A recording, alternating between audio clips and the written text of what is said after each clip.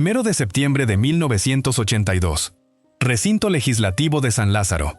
Ante millones de mexicanos, un mandatario con la garganta rota cierra los puños, golpea el podio y rompe en llanto como si la nación completa pudiera perdonarlo en ese preciso instante.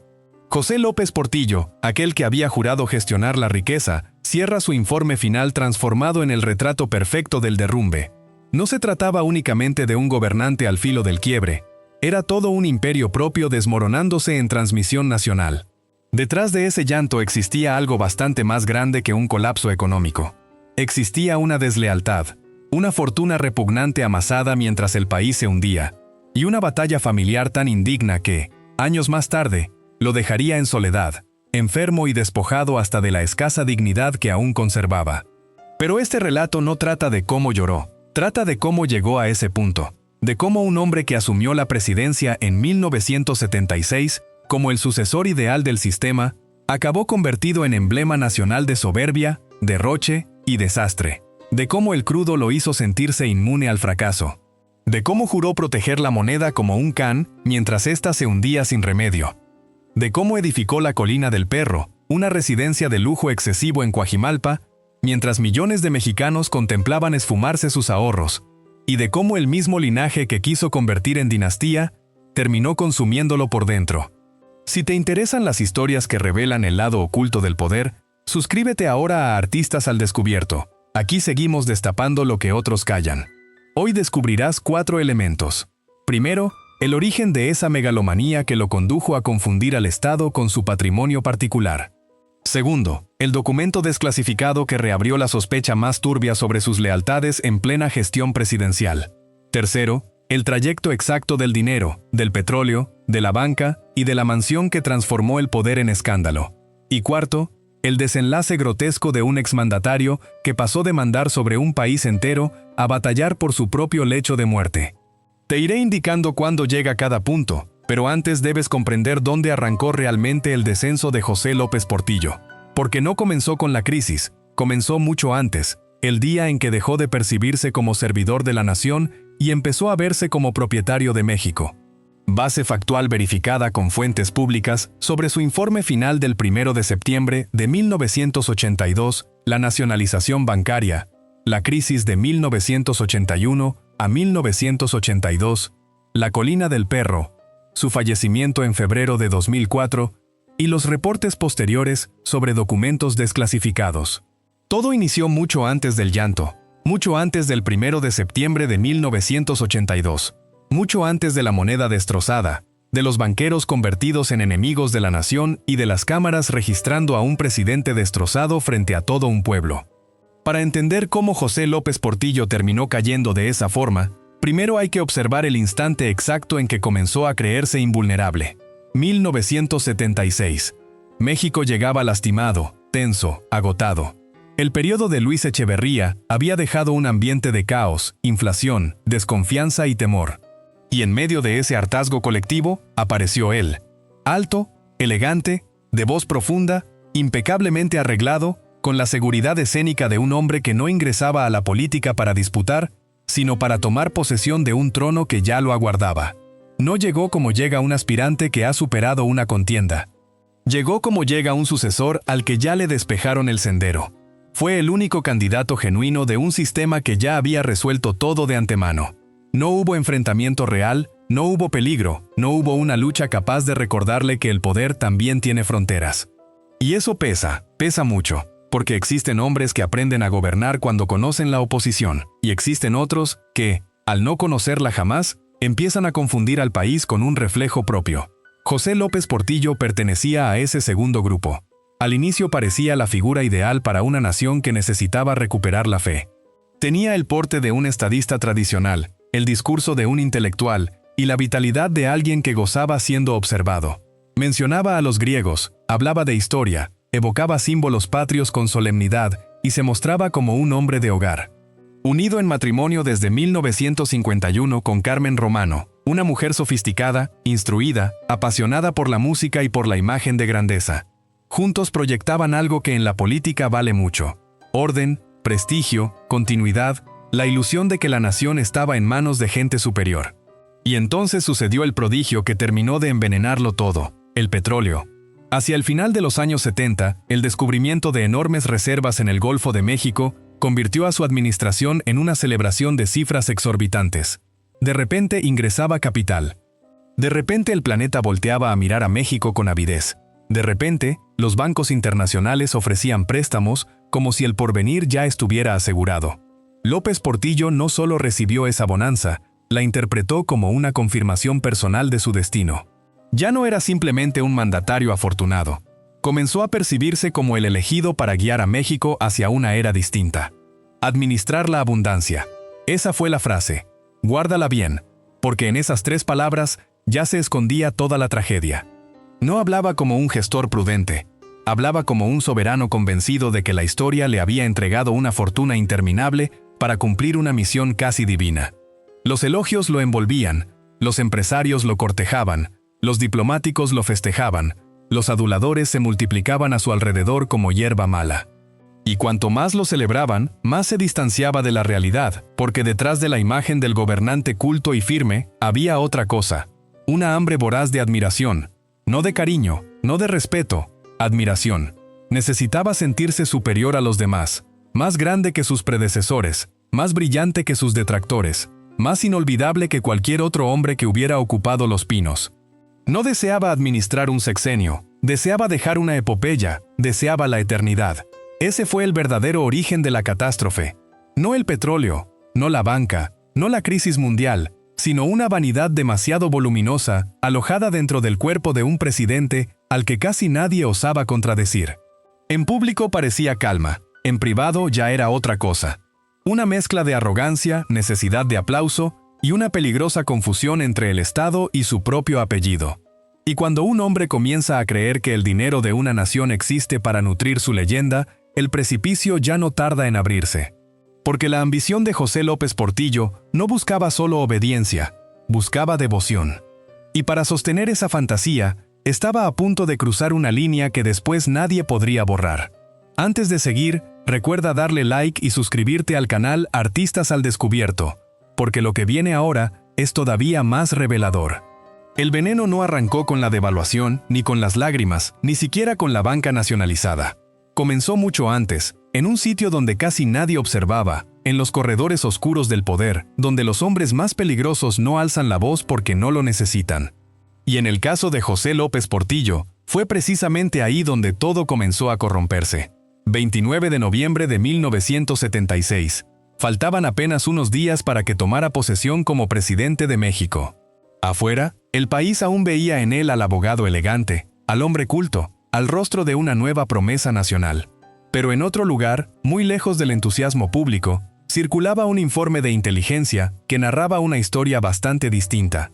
Una historia que no hablaba de patriotismo, ni de dignidad republicana, ni de soberanía.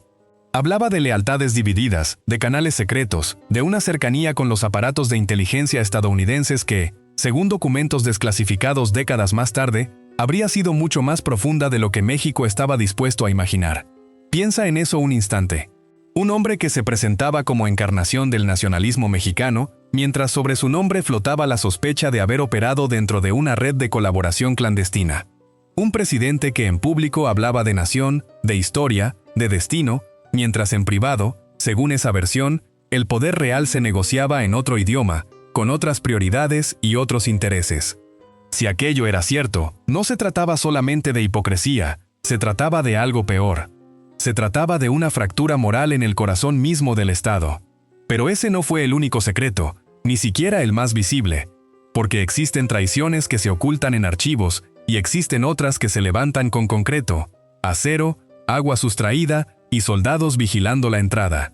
Mientras México comenzaba a depender del petróleo, de los créditos fáciles y de una riqueza que parecía inagotable, López Portillo mandó edificar su propio monumento. No una casa, no una residencia discreta para el retiro, sino un complejo colosal, una fortaleza personal, un símbolo obsceno de la distancia que ya existía entre el presidente y el país que decía representar. La gente terminó apodándolo la Colina del Perro, y no lo llamaron así con cariño. Era un terreno inmenso en lomas de vista privilegiada en Coajimalpa, con mansiones, biblioteca, alberca techada, caminos privados y vigilancia militar. Militar, no guardias domésticos, no un sistema de seguridad común. Soldados, tiendas verdes, control absoluto, como si no fuera la vivienda de un funcionario temporal, sino el castillo de un monarca que ya no distinguía entre el poder prestado y la propiedad personal. Y aquí llega lo más brutal. Todo eso crecía mientras muy cerca, colonias enteras seguían sin agua potable, sin drenaje y sin certeza jurídica sobre la tierra que habitaban. A un lado del exceso, la carencia. A un lado del lujo, la necesidad. A un lado del concreto rojo del alcázar presidencial, el polvo, la precariedad y el abandono. Los reportes que después describieron aquel lugar parecían el inventario de una fantasía enferma. Más de 20 habitaciones, chimeneas, una biblioteca en espiral para decenas de miles de libros, infraestructura eléctrica propia, vías de acceso construidas con recursos públicos, tuberías especiales, obras pensadas no para servir a una comunidad, sino para blindar el capricho de un solo hombre, como si el dinero nacional hubiera dejado de ser dinero nacional y se hubiera convertido de golpe en material para levantar la vanidad de una sola familia. Y sin embargo, cuando el escándalo empezó a asomarse, López Portillo hizo lo que hacen casi todos los hombres intoxicados por su propio reflejo. Negó, minimizó, encubrió.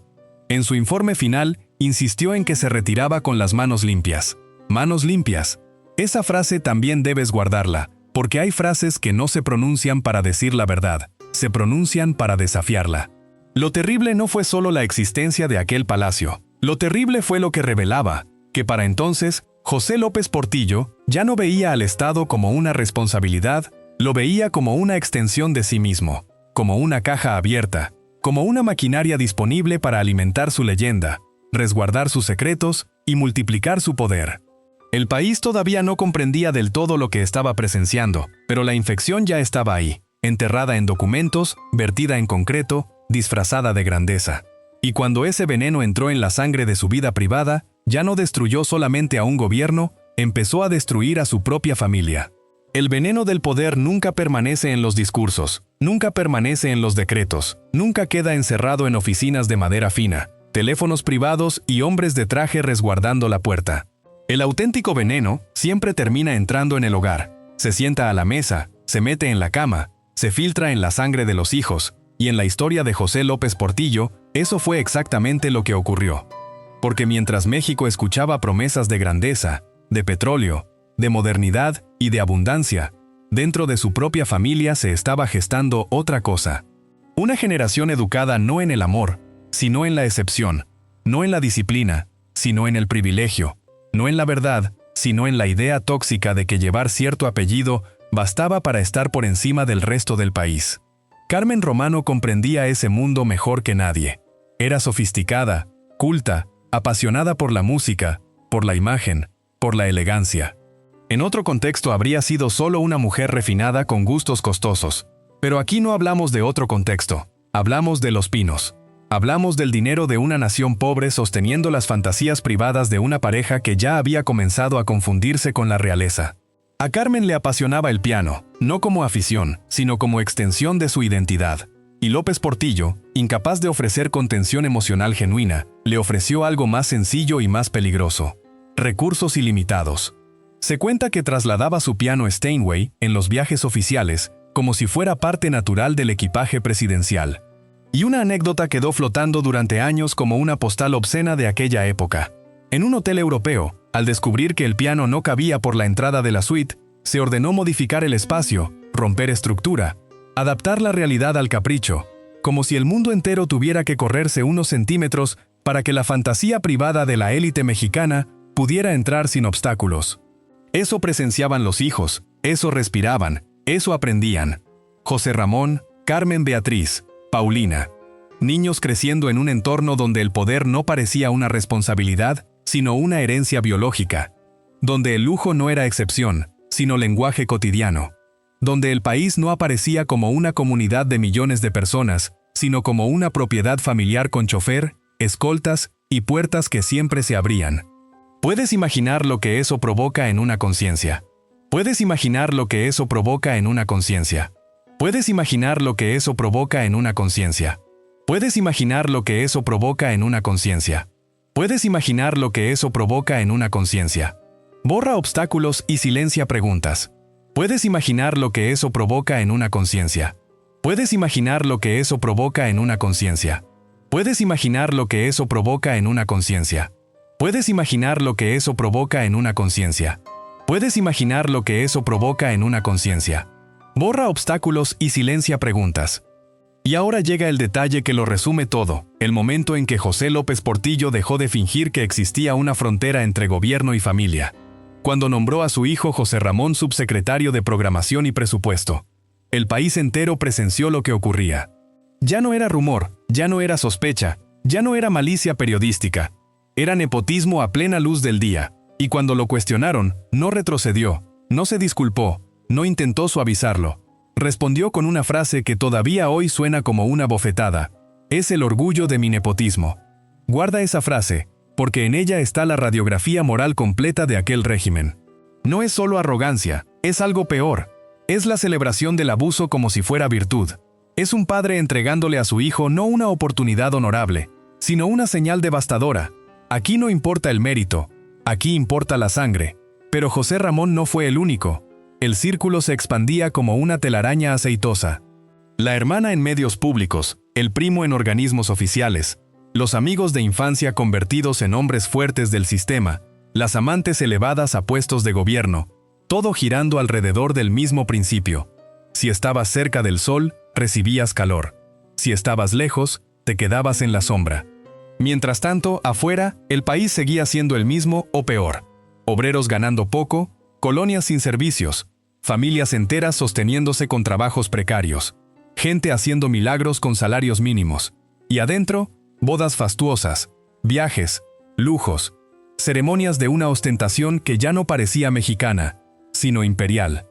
La boda de Paulina en 1981 fue vista por muchos como eso, no una celebración familiar, sino una provocación, un recordatorio cruel de que existían dos Méxicos, el que sufría y el que gastaba. Quizá tú también has conocido familias así, familias donde el dinero tapa todo durante un tiempo. Las traiciones, las ausencias, las humillaciones, las distancias, pero solo durante un tiempo, porque el dinero puede decorar el silencio, pero no puede llenarlo. Y en la casa de López Portillo, el silencio ya era enorme. No había un padre formando carácter, había un hombre repartiendo privilegios. No había una familia unida por afecto, había un clan sostenido por conveniencia, vanidad y costumbre. Los hijos crecieron con todo en las manos y casi nada en el alma. Y cuando llegó la hora de enfrentar la realidad, no tenían con qué hacerlo, porque nadie les había enseñado a vivir sin poder.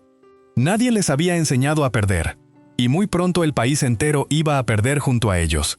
La herencia más grande que José López Portillo destruyó no fue una casa, no fue un matrimonio, ni siquiera fue el prestigio de su apellido. Fue algo infinitamente más grande. Fue la estabilidad de un país entero. Fue la sensación de futuro de millones de familias que jamás lo conocerían, que nunca cenarían con él, que nunca pisarían los pinos y que aún así terminarían pagando peso por peso la factura de su soberbia. Porque toda fantasía necesita un momento de choque con la realidad, y la fantasía de López Portillo tenía nombre, tenía olor, tenía color, olía a petróleo, brillaba como oro negro. Durante un tiempo pareció inagotable, durante un tiempo convenció a México de que la riqueza había llegado para quedarse. Durante un tiempo hizo creer que el país podía gastar, endeudarse, presumir y aplazar cualquier prudencia, porque el subsuelo prometía cubrirlo todo. Pero el problema con las fantasías construidas sobre el precio internacional de una materia prima es que se derrumban sin pedir permiso. 1981. El mercado petrolero comenzó a cambiar. Los precios empezaron a caer. Lo que hasta hacía poco parecía una fuente infinita de dinero, empezó a mostrar grietas. Y ahí era donde un gobernante prudente habría frenado, habría recortado, habría reconocido el peligro, habría aceptado que la fiesta se estaba acabando. Pero López Portillo no era un hombre hecho para retroceder. Era un hombre hecho para actuar, para posar, para desafiar a la realidad como si fuera una adversaria menor. 17 de agosto de 1981. Pronunció una frase que quedó grabada para siempre, no como símbolo de valentía, sino como epitafio político. Defenderé el peso como un perro. Escucha bien esa frase. No habla como un economista, no habla como un estadista. Habla como un hombre herido en su orgullo. Un hombre que cree que la voluntad personal puede imponerse a los mercados, a la deuda, al miedo, a la fuga de capitales y al pánico financiero. Pero los mercados no escuchan discursos, no obedecen lágrimas, no se arrodillan ante el ego de nadie. Y entonces comenzó la estampida. Los capitales salieron, los dólares huyeron, el sistema empezó a vaciarse por dentro. Lo que en la superficie todavía parecía controlable, por debajo ya era hemorragia. México no solo estaba perdiendo dinero, estaba perdiendo confianza. Y cuando un país pierde confianza, todo empieza a temblar al mismo tiempo.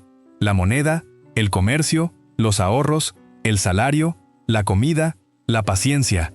Las cifras de ese desastre todavía estremecen. El tipo de cambio que al inicio del sexenio rondaba los 22 pesos por dólar terminó convertido en una herida abierta.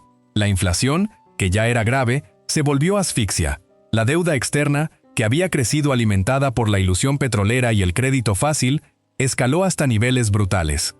Lo que al comienzo parecía expansión, terminó pareciéndose a una apuesta de casino hecha con el dinero de todos. Piensa en eso un instante. Mientras en las alturas del poder se hablaba de grandeza, abajo una familia veía cómo sus ahorros de años perdían valor en meses.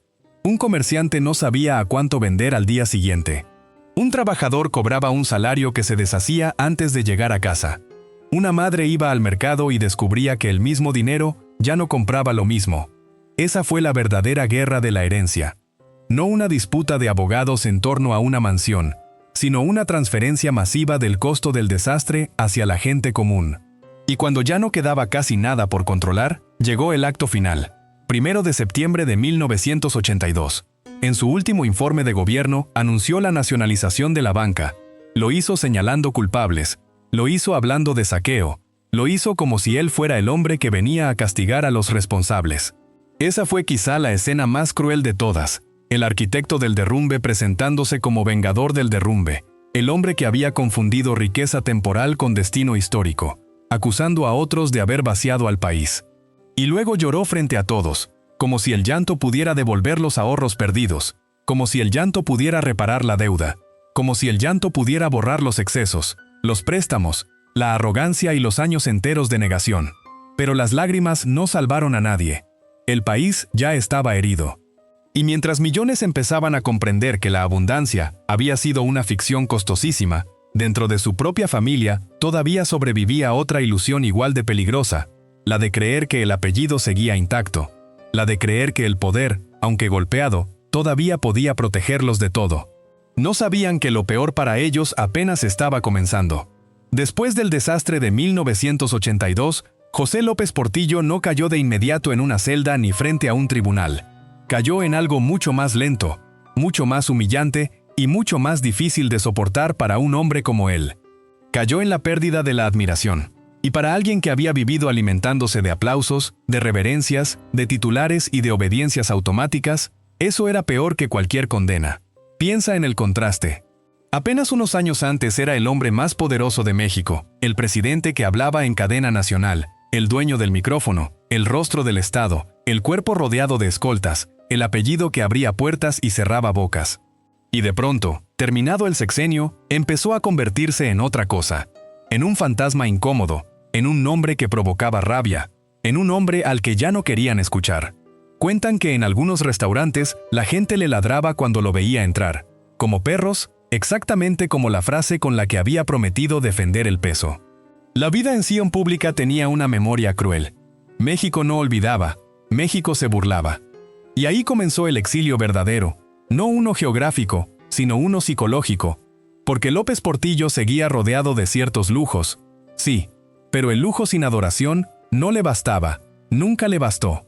Ya no tenía el escenario de la presidencia, ya no tenía la ficción del Salvador, ya no tenía el país arrodillado ante su retórica, solo le quedaba el eco de sí mismo. Y un hombre así, cuando siente que el mundo deja de mirarlo, empieza a buscar desesperadamente otro espejo.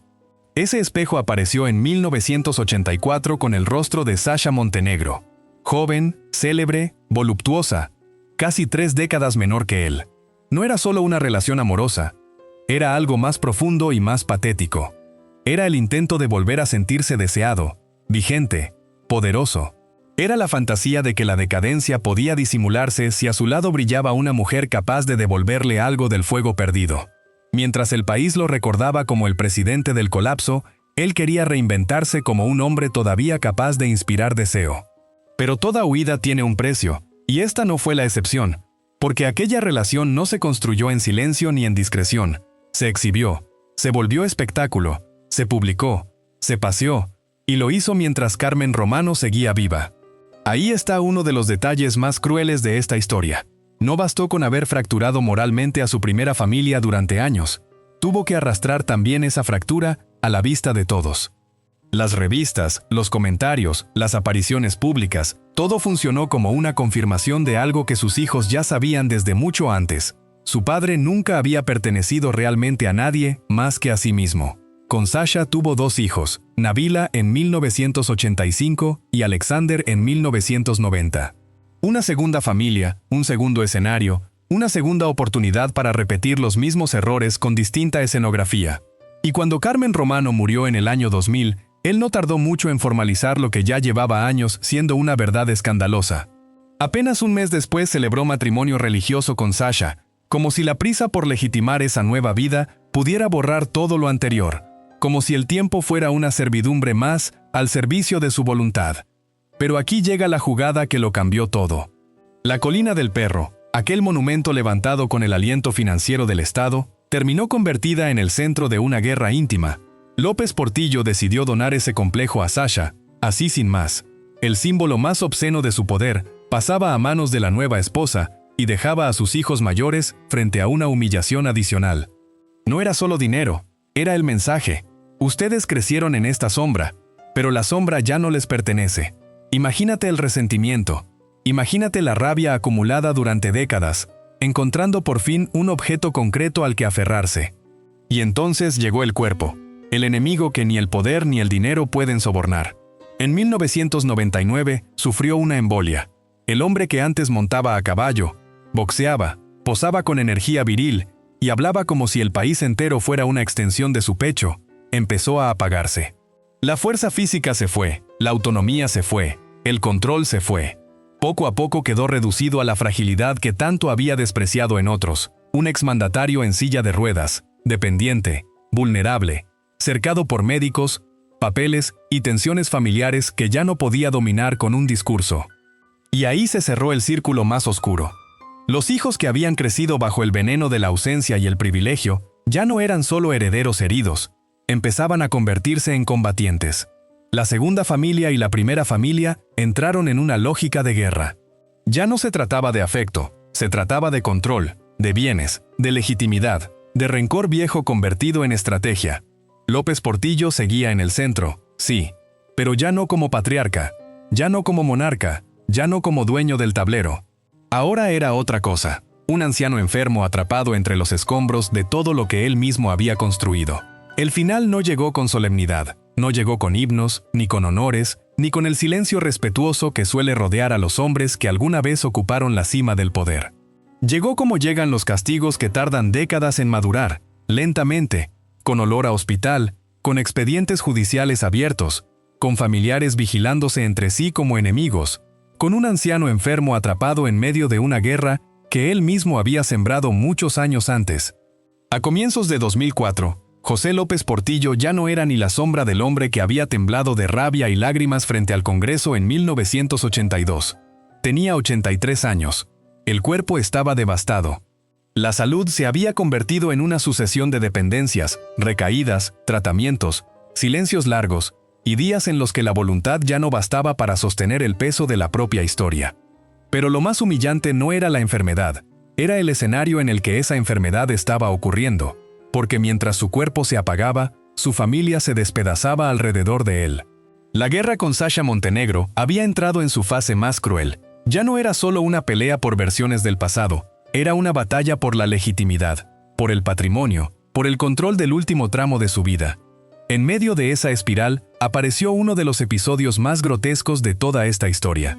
El exmandatario, el mismo hombre que había gobernado con mano dura, el mismo que había tenido a su disposición el aparato entero del Estado, terminó envuelto en una demanda de divorcio donde se hablaba de maltrato, de gritos, de empujones, de humillaciones y de una lucha feroz por los bienes que todavía quedaban bajo su nombre. Piensa en eso. Un hombre que había tenido escoltas, secretarios, ministros, aduladores, generales, periodistas obedientes, empresarios alrededor de su mesa, y al final ahí estaba, enfermo, débil, disputado, convertido en objeto de pleito, ya no como patriarca, ya no como símbolo, ya no como figura de autoridad, sino como botín. Sasha rechazó esas acusaciones y sostuvo otra versión, que él ya no decidía con libertad, que eran los hijos mayores quienes lo rodeaban, lo influían, lo empujaban contra ella con la obsesión de recuperar lo perdido. Y quizá ahí estaba la verdad más amarga de todas. A esas alturas ya no importaba quién dijera la verdad completa, lo insoportable era otra cosa. Ver a un exmandatario reducido al centro de una pelea doméstica sórdida donde cada bando afirmaba defenderlo mientras al mismo tiempo lo usaba como arma contra el otro. El 16 de febrero de 2004, lo ingresaron de urgencia al Hospital Ángeles del Pedregal, en la Ciudad de México. Primero fue una bronquitis, luego vinieron las complicaciones, neumonía, insuficiencia respiratoria, problemas renales, el corazón comenzando a ceder, todo el cuerpo entrando en esa lógica silenciosa con la que la muerte va apagando una habitación desde dentro. Y afuera del cuarto, como si el destino quisiera completar la humillación, seguían las tensiones, las miradas de odio, la disputa por quién podía entrar, quién podía decidir, quién tenía derecho a reclamar una cercanía que durante tantos años había estado contaminada por el interés. Imagínate esos pasillos, los hijos mayores tensos, endurecidos por años de resentimiento, Sasha defendiendo su lugar como esposa, los rumores corriendo por la prensa, los viejos agravios reviviendo al pie de una cama clínica, y en el centro, López Portillo respirando cada vez con más dificultad, acercándose no al descanso, sino al saldo final. Murió el 17 de febrero de 2004 a las 8:15 de la noche. La causa médica fue insuficiencia cardíaca derivada de una neumonía, pero la causa profunda venía de mucho más atrás. Venía de los años de arrogancia, de las traiciones, de la soledad fabricada por su propia conducta, de la costumbre de usar a las personas como extensiones de su poder, hasta que un día ya no quedaba poder y tampoco quedaban personas. Y por eso la palabra exacta para su final fue esa: despojado. Despojado de afecto verdadero, despojado de autoridad, despojado del respeto de un país que nunca le perdonó el derrumbe de 1982, despojado incluso de la imagen grandiosa que había construido durante toda su vida. Después de tanto petróleo, tantos discursos, tantos privilegios, tantas mansiones, tantos silencios comprados y tantos gestos de emperador tropical, todo terminó en una cama de hospital, en una familia rota y en un hombre que ya no podía defender ni su nombre, ni su casa, ni su propia versión de los hechos. 3 generaciones heridas, un país empobrecido, una fortuna convertida en guerra y un final tan pequeño, tan triste, tan brutalmente humano, que parecía escrito no por la historia, sino por una forma de justicia que tarda mucho, pero nunca olvida. Después de la muerte, uno podría imaginar silencio, un silencio limpio, un cierre, una familia agotada por el dolor dejando por fin descansar al difunto. Pero con José López Portillo no hubo descanso, no hubo paz, no hubo esa piedad mínima que a veces llega cuando ya todo terminó, porque incluso después de su último aliento, la herencia siguió comportándose como una enfermedad. La colina del perro, aquel símbolo obsceno de poder, derroche y distancia con el país real, no se convirtió en mausoleo ni en reliquia histórica. Se convirtió en ruina disputada, en pedazo de botín, en terreno fragmentado por abogados, por resentimientos viejos, por papeles y por una avidez que parecía continuar la misma lógica que la había levantado. Durante años, ese lugar no fue una casa, fue una herida, una mole de concreto cargada de recuerdos tóxicos, la prueba física de que el dinero público puede construir castillos, pero no puede construir paz. Y luego ocurrió lo inevitable. El símbolo se vino abajo, no de un día para otro, no con una explosión cinematográfica, sino con algo más humillante: la banalidad del mercado, la lenta digestión del escándalo por parte del negocio inmobiliario. Lo que alguna vez fue presentado como fortaleza personal, terminó absorbido por fideicomisos, ventas, proyectos residenciales, desarrolladores y planos. Años después, aquel palacio que había querido desafiar al tiempo, ya no era palacio, ya no era fortaleza, ya no era centro de nada, solo un terreno más convertido en otra cosa, como si el país hubiera decidido seguir adelante sin pedirle permiso al mito. Eso también es una forma de justicia. No la justicia heroica que baja con uniforme y esposas. No la justicia de las películas donde el culpable comprende por fin todo el daño que hizo, sino otra más fría, más lenta, más brutal, la justicia de la desaparición. La de ver cómo lo que parecía intocable termina demolido, vendido, repartido y olvidado por el mismo sistema material que una vez lo sostuvo. Sasha Montenegro también se fue con los años, arrastrando consigo su versión de aquella guerra. Y los hijos menores, Nabila y Alexander, eligieron otro camino. No la tribuna, no el apellido como bandera, no la política, no el espectáculo del linaje. Eligieron la distancia, eligieron el bajo perfil, eligieron vivir como si la única manera de sobrevivir al nombre López Portillo fuera precisamente no convertirlo en destino. Tal vez esa haya sido la primera decisión verdaderamente sana nacida de esa saga. No repetir, no heredar el veneno como si fuera mandato, no convertir la sangre en condena. Porque al final, esa es la pregunta verdadera de esta historia. No cuánto dinero desapareció, no cuántos discursos mintieron, no cuántas mansiones se levantaron o se perdieron. La pregunta verdadera es, ¿qué deja un hombre cuando todo lo demás se cae? Y en el caso de José López Portillo, la respuesta es dura. Dejó un país herido que tardó años en recuperar el aliento. Dejó una familia rota en facciones. Dejó una idea corrupta del poder, donde el Estado podía confundirse con el ego de un solo hombre. Dejó sobre todo una advertencia, que el poder sin freno no engrandece, que la riqueza sin brújula moral no protege, sino que corrompe, que un apellido puede abrir todas las puertas del mundo y aún así no impedir que al final llegue la soledad, y que ningún castillo, ningún aplauso, ningún decreto y ningún privilegio alcanzan para comprar lo único que realmente importa cuando la vida se acaba: un poco de verdad, un poco de amor, un poco de dignidad. José López Portillo lo tuvo casi todo: petróleo, palacio, obediencia, fama, temor ajeno. Pero murió sin lo único que habría podido salvarlo del vacío. Y esa quizá fue su verdadera condena: no haber perdido el poder, sino haber descubierto demasiado tarde que nunca supo qué hacer con él. Si esta historia te dejó pensando, suscríbete a Artistas al Descubierto para no perderte los próximos relatos que revelan lo que el poder esconde.